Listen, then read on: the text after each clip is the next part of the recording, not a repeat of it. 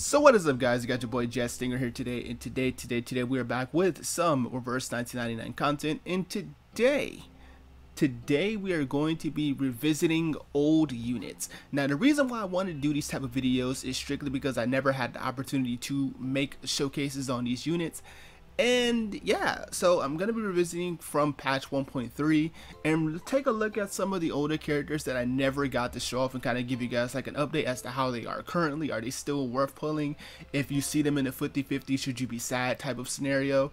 But anyway, let's go ahead and get started. Let's talk about the first unit, and that's going to be the one that shares a rate-up banner right now, and it's going to be for Shamane.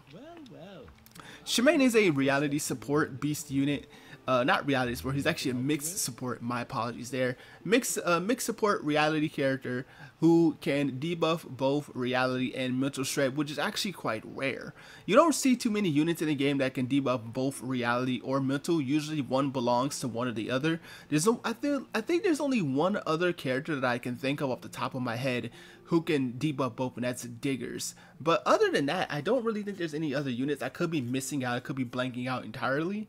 But anyway, so let's talk about Shamane and whether or not is he still worth pulling in today's environment. Now, if we're talking about patch 1.3, I do think Shamane was actually worth the pull back then, because again, mixed debuffers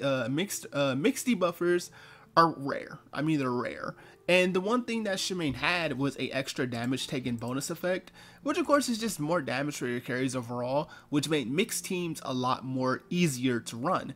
I.e., you can run a team now that's mixed, which is something like Junianza and 37, the very common team. But of course, there's a newer unit that has come out since then to replace Shamane in that role. But we'll talk about that when we get to that part of whether or not he's still viable for today's standards.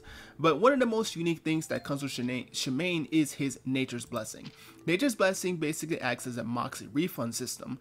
He basically can gain stacks of Nature's Blessing. If he's at P1, he gets 5 on start, but P0, he gets 2 on start. So 2 on start, and then over the course of either you cast his 2-star card, or every 2 rounds he can gain another stack, which of course means he can potentially double cast his ultimate.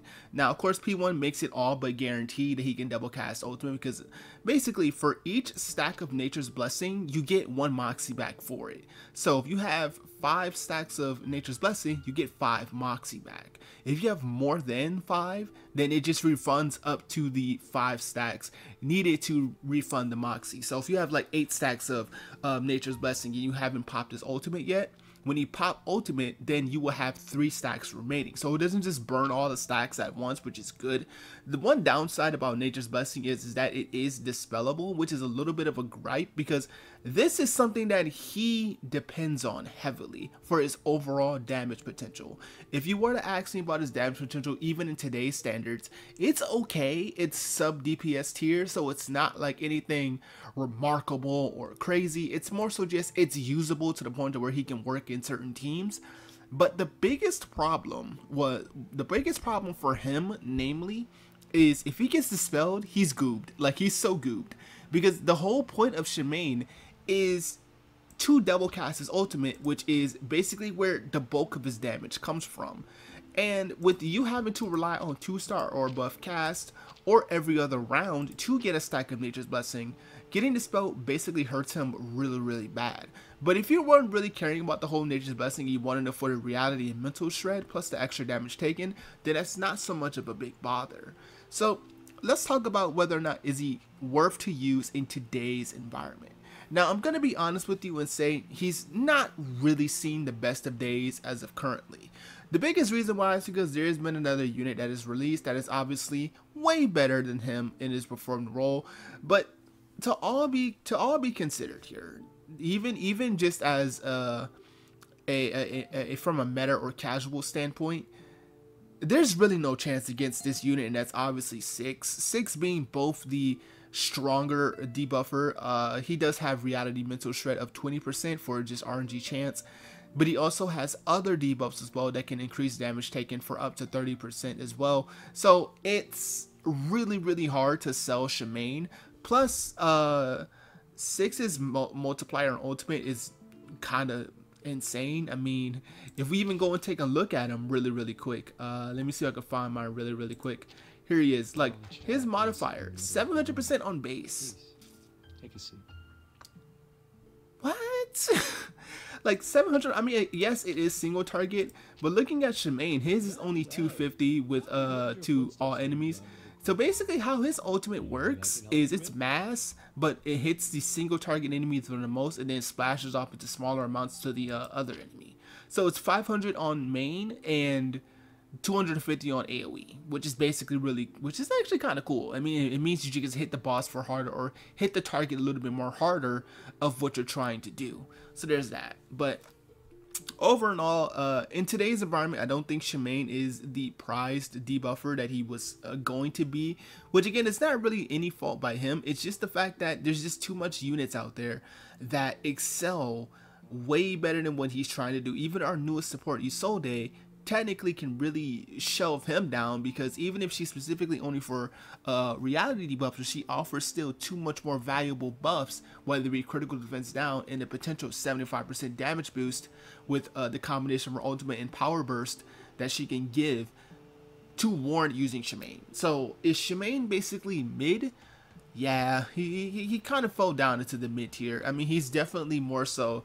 You would only use him maybe like in Limbo or something, or if you really wanted to run like Beast specific team. With 6 having a neutral affiliate to everything, therefore he doesn't really get hurt. So is Isolde, she's a spirit. So 6 being intelligence, Isolde being spirit, they don't really see no reason to just have that extra protection. And again, if a unit's decently built up enough, even with disadvantaged affiliates, they still can survive quite a bit, unless it's like raid and the boss hits really hard. So there's that. But if you want my honest opinion, as of currently, if you should pull for Shamane, I don't think you should.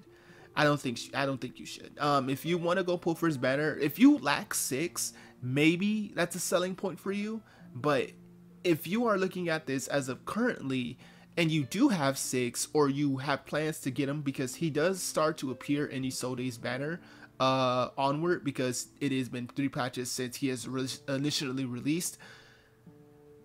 Just maybe hope you see a spirit 6-star sign when you're pulling for Isolde. I mean, not spirit, intelligence, and maybe it's 6. I mean, it's guaranteed 6 because he's going to 6-star intelligence in the game. So, but yeah, I mean, for what it's worth, with Shamane, he at least has okayish damage potential, especially with the double casting of his ultimate.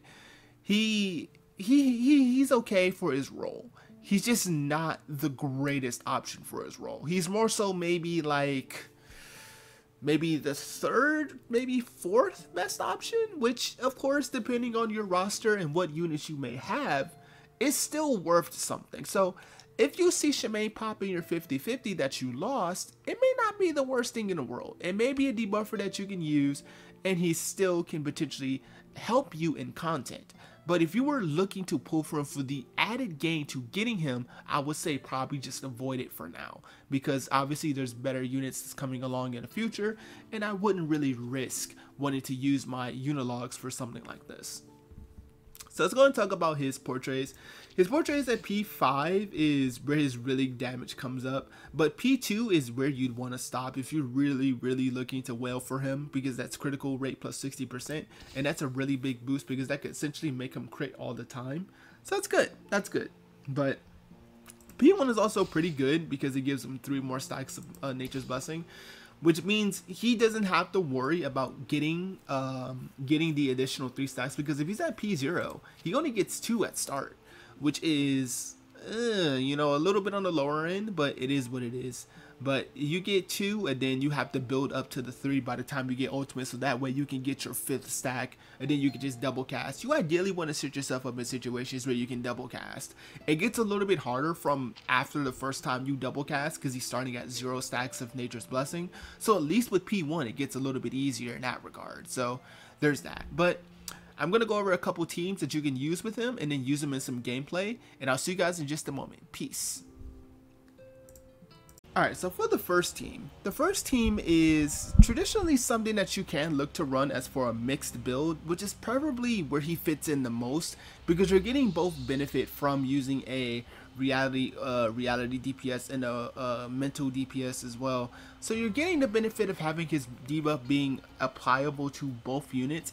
Even if you were to be using something that's more focused to a specific team carry, something like this, where it's more so focused on Malalia, who is a mental DPS, you still get benefit because he himself is a reality DPS. So is well, Anali is more so support as well, but she can't hit some damage out there. So, but that's generally the rule of thumb when using someone like Shamane, is that you can at least get the benefit from there. So that's kind of just the whole concept of running certain teams with Shamane. I do think running teams that preferably are mixed is his best go-to, but since so many teams in the game are kind of mixed anyway, he can fit into a lot of teams pretty easily, again, over, you know, the other really good option that exists, you know. but it is what it is, man. So this is kind of just like his preferred team is a reality DPS or reality mental DPS, another sub of the same type, and him to debuff, and then a healer of your choice, and you can kind of just go from there. It doesn't necessarily have to be Jew and 37. It's just this is the easiest combination you can run for a mixed shred team that can get that benefit going. But if you really only care for the other one and the other one just wanted to be a sub DPS, it necessarily doesn't really matter. It's just it helps the one other one that's good. But yeah, we're going to be doing a gameplay of this team specifically because this team is the best one. However, this team does have Dispel, and Nature's Blessing, as I mentioned before, will be dispelled. So you won't really be able to see the double cast ultimate that you would normally be able to see, which is the unfortunate part of things. But other than that, we'll go ahead and use them. So let's use them.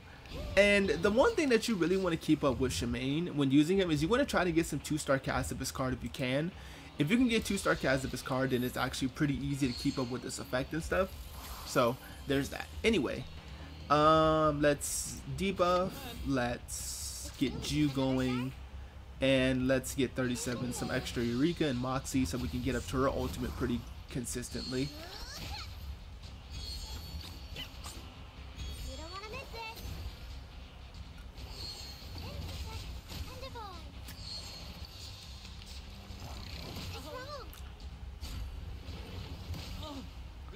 Here we go. There is my Nature's Blessing. It's now gone, so it's GG's now. So we will do this to try to get him to get a little bit more moxie, and we'll just move that card over.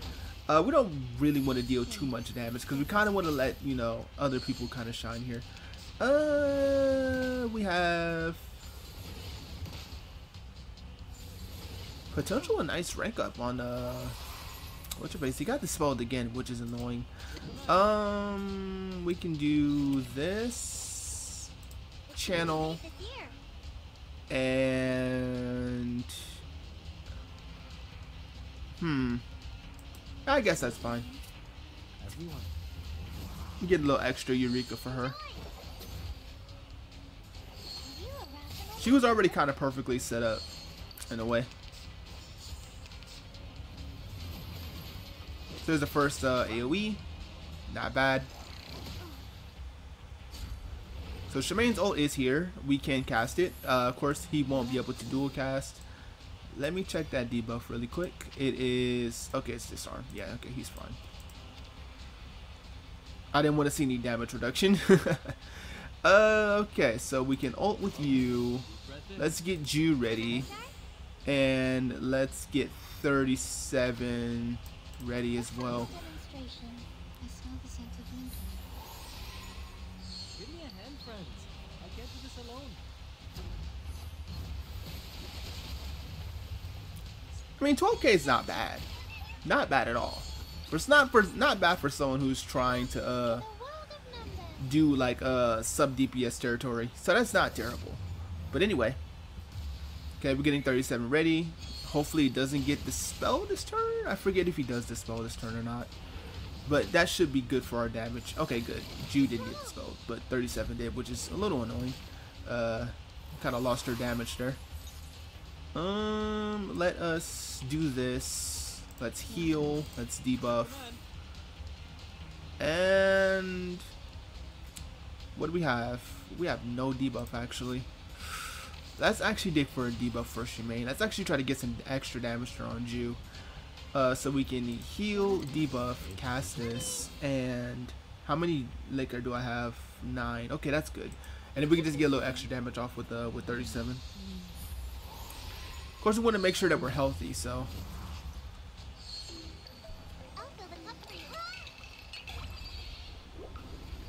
This also isn't with the full powered up version of Picard, so I don't expect it to do that well. 45k, never mind, never mind.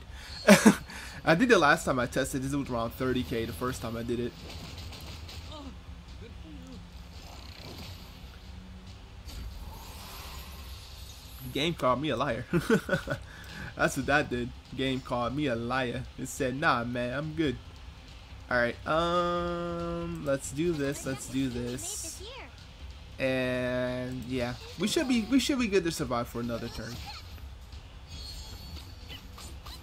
Okay, let's finish up our liquor.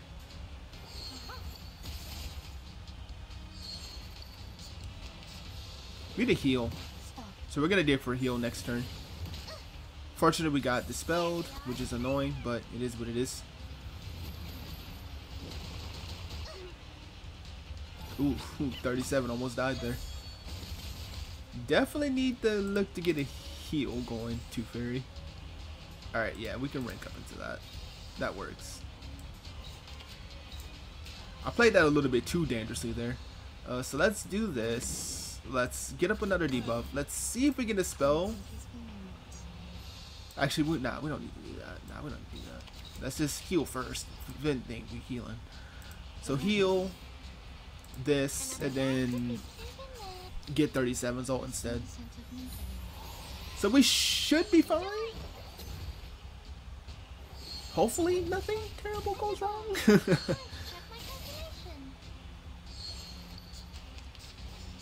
Oh nice, we got a 2-star debuff as well. Nice. Okay, yeah, we're good. We're good. We're good. Yeah, we should kill this turn for sure. Again, yeah, we should be fine. So let's do this. Let's get off the buff. Let's do this. And actually, no.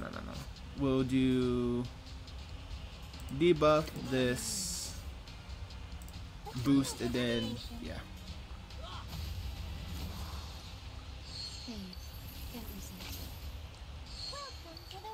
So she's gonna send us all to the wonderful world of numbers.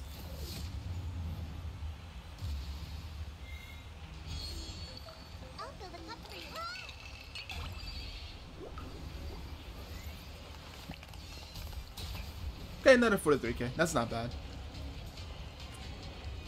And that is going to be that. So that is going to be our showcase with Shamane. Let me know what you guys think about Shamane in the comment section below.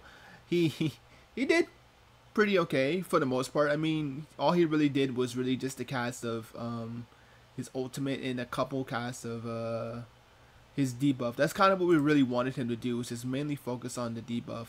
As you can see, we casted it a lot. So, but yeah. And that's going to be it for this video, guys. Let me know if there's something else I can add to these type of videos as well. I kind of wanted to try to talk about both, you know, where they were initially and where they were currently.